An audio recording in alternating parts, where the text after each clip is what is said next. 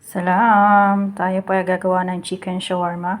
So, imamarinate natin yung ating chicken sa yogurt, lemon, pepper, salt, pampalasa, cumin powder, biharat, at saka olive oil. May bawang din po siyang tinadtad. At syempre, laluhukan din natin ang carrots, bell pepper, at pipino at kamatis.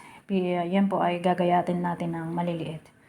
Yan yung ating yogurt. At syempre, wala tayong mayonnaise, so ketchup na lang gagamitin natin. Ito po, marinate lang natin yung chicken. Hindi na tayo gumamit ng gloves. Hindi naman kami masela ni mamay. Malinis naman ang kamay ko. Ayan. Marinate lang po natin siya bago natin siya ipiprito. At ilalagay natin sa kubus or Arabic bread. Ito bali pampapalaman natin sa ating shawarma, chicken. May kasamang carrots, pipino, bell pepper at kamatis. Yan. Marinate lang natin ng 30 minutes. Ito po yung lalawak natin sa ating chicken shawarma. Ito po ay pipino, carrots, lettuce, kamatis. Nilagyan natin ng olive oil, lemon juice, salt and pepper. Yan lamang po. At yogurt. Yan. Ito yung ating minarinate na chicken. Piprito natin. And then, saka natin lalagay sa ating Arabic bread. Prito po natin yung ating minarinate na chicken para sa ating shawarma. Piniprito na po natin yung ating chicken para sa ating shawarma.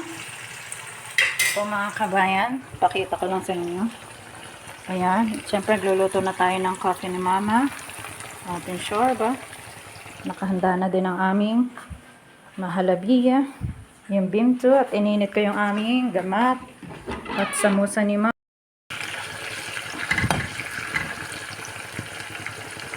Balutin na po natin ang ating shawarma. Yan, ang ating ingredients.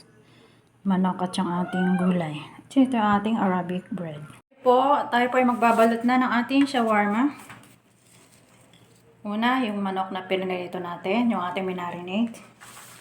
Yan. Tansyahan na lang ito mga kabayan. And then, yung ating gulay-gulay. Yan. Kita nyo ba? Labo.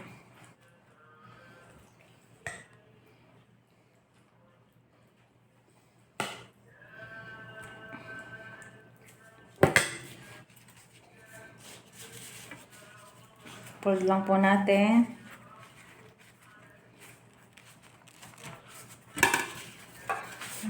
Ito po ating first try na gumawa ng chicken shawarma. Yan. Initin pa natin yan. Yan.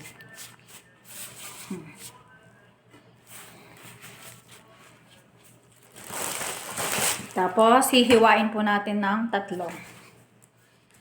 Chicken ulit. Ayan mga kabs, para mas malinaw.